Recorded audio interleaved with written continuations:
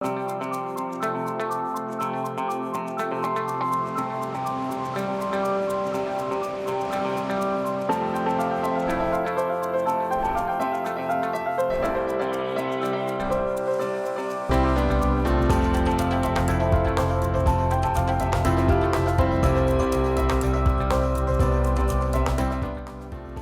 afternoon. Thanks for joining us across the fence. I'm Fran Stoddard. In the middle of a pandemic, Vermont 4-H is thriving. It's expected by the end of the year that more young Vermonters will have participated in a 4-H program than ever before. One of the most popular and well-attended events on the 4-H calendar is the annual Youth Environmental Summit. It's part education, part activism, and all action. COVID-19 has forced cancellations of having the event in person this year, but it hasn't stopped Vermont 4-H or the young activists from keeping the Youth Environmental Summit top of mind. Here's 4-H teen and leadership specialist Lauren Traitzer with more. The Youth Environmental Summit is an annual gathering that we have for students in grades 6 through 12. And it's really focused for those young people who are interested in environmental issues, are looking to take a leadership role, possibly in the environmental movement, connect with other young people. And what's really cool about the summit is we bring in the environmental community, environmental professionals, other youth that have been doing stuff, to have this day to really get everybody connected, inspire one another, encourage one another, prepare everybody to go back into their communities and really take some action steps around whatever environmental issue they're passionate about. Tell me about what this year's event is going to be, Lauren. So like everything, we are going virtual. We are using a platform called Flipgrid, which I love because it allows for that asynchronous learning experience. Every school has a different schedule. Every young person has a different schedule. So to try to create a virtual event where everybody showed up at the same time seemed to be a little impossible to try to plan this year. So in Flipgrid, we have probably over 20 or more workshops that are being pre-recorded. And the way Flipgrid works, it allows for a back and forth response. So I've instructed our workshop presenters to really think of ways to engage the participants. Instead of doing a one-way delivery, in their recorded presentation, they're having questions asked, brainstorm sessions, think through action steps, and encouraging the participants to then share back through the Flipgrid, creating a video to then have a back and forth engagement. So if it works, it should be really exciting. We know that many students are either fully remote or have many days a week where they're remote learning. And so this is a perfect activity to build in on those remote learning days, because it is a learning experience. They're going to go in, they're going to watch workshops, again, on their own time when it fits their schedule. And they can pick and choose from one workshop. If they want, they can attend every single workshop being offered. We're having some keynotes to inspire the young people to see what is being done on other levels, like at the University of Vermont, by University of Vermont students. We also are putting up what I'm calling the Be the Change audio wall.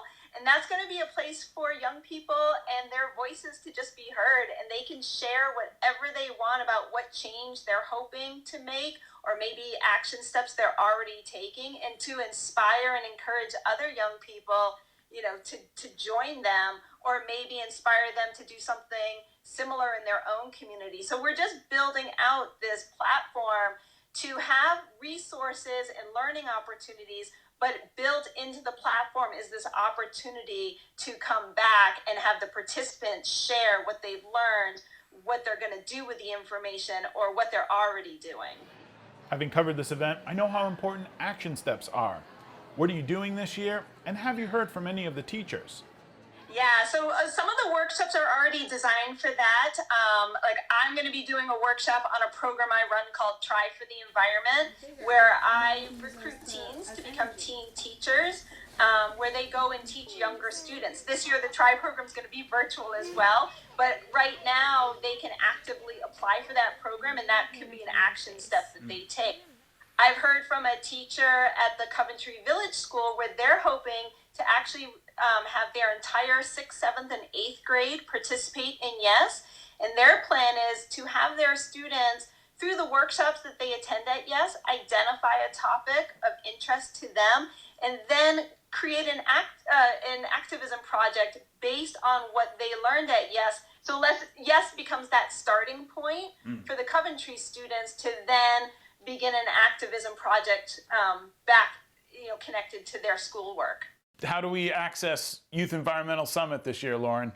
You can register at any time by going to the UVM announcement page, which is www.uvm.edu/extension/youth/announcements. That's where all of the 4-H programs sit. And so in addition to the Youth Environmental Summit, you can learn about all of the wonderful programs that the 4-H staff is offering this fall. Instead of a one-day event, it's now a 3-week event. It will go from October 30th till November 20th, and you can come into the platform at any time. And so you don't necessarily have to be registered by October 30th. You could register that last week of YES and still participate. So we just want young people to know about this opportunity and find their way to us, because it is, if you are interested in environmental issues and you think environmental activism or environmental leadership or a service learning project around something to do with the environment, this is the place to come and get ideas and get connected. The 2020 4-H Youth Environmental Summit runs from October 30th until November 20th.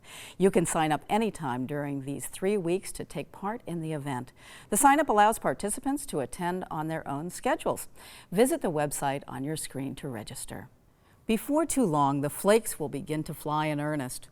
But as any skier or rider knows, when it comes to when and how much snow falls, it's often a guessing game, which is why summer is the best time to study snow. That's right, I said summer. A couple of years ago, Across the Fence went to Craftsbury to uncover a story about research being conducted by UVM's Rubenstein School of Environment and Natural Resources on snow storage. Here's Rebecca Gollin. For Vermont ski areas, nothing is more important than the white stuff. Snow can make or break a whole season. In order to get good races here, which is good for the local economy, we need to be able to pretty much guarantee that we'll have snow. Judy Geer is a director of the Craftsbury Outdoor Center, a nonprofit centered around sports, sustainability, and land stewardship in Craftsbury Commons. Offerings here include biking, sculling, and sailing, as well as Nordic or cross-country skiing in the winter. Visitors range from local families and college teams to competitive athletes coming to train. The center has hosted national-level competitions and is eager to expand those opportunities. The goal here is to be able to hold training camps and races beginning in mid-November reliably.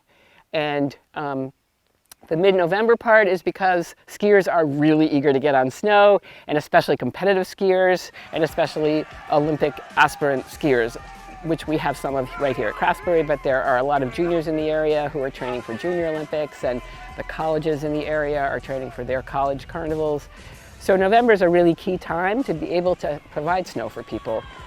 And that's where Hannah Weiss comes in. My project is monitoring a giant pile of snow over the summer. Weiss is a graduate student at the University of Vermont's Rubenstein School of Environment and Natural Resources. She's been coming to the Craftsbury Outdoor Center to conduct research on storing snow in the warmest season. This is a pile of snow that was made in early March of this year, 2019, and from March to May, it was covered in several dump truck loads of wood chips. We have about, I'd say, a foot of wood chips, foot and a half of wood chips across the pile dispersed. And then in June, we were able to get these large sheets of white tarps over the pile to try to reflect some of that sunlight before it can even get down into the wood chips.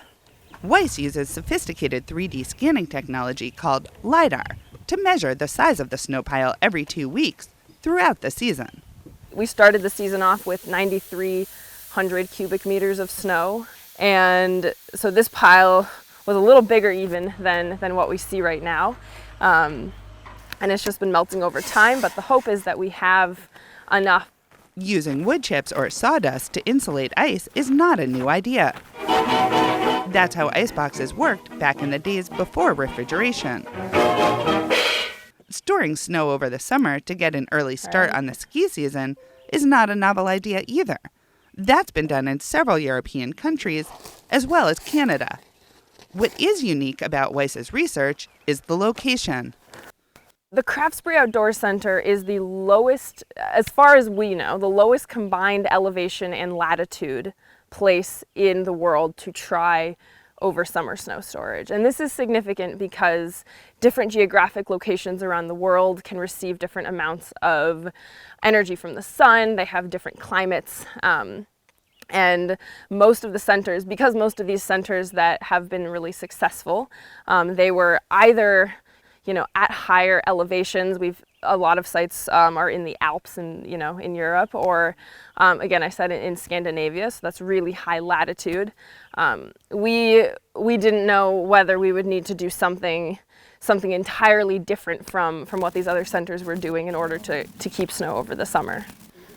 The goal is not only to figure out the best way to store snow under these conditions, but also to do it in an environmentally conscious way. How do we keep doing what it is we love to do in the face of a rapidly changing climate?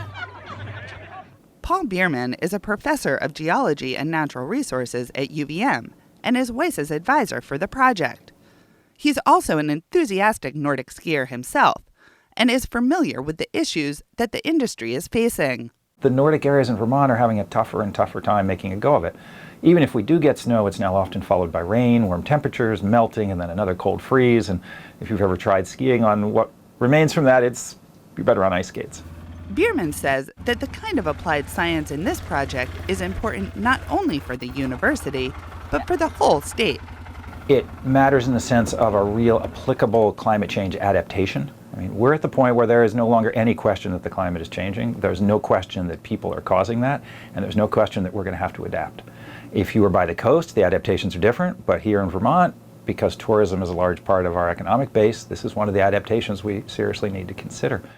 Another possible application for the technology involved in storing snow could be to cool buildings in the summer months, using age-old tricks to keep the snow in Vermont's ski season. In Craftsbury, I'm Rebecca Gollin with Across the Fence. Thank you, Rebecca. Once again, thank you for joining us across the fence. I'm Fran Stoddard. Stay well.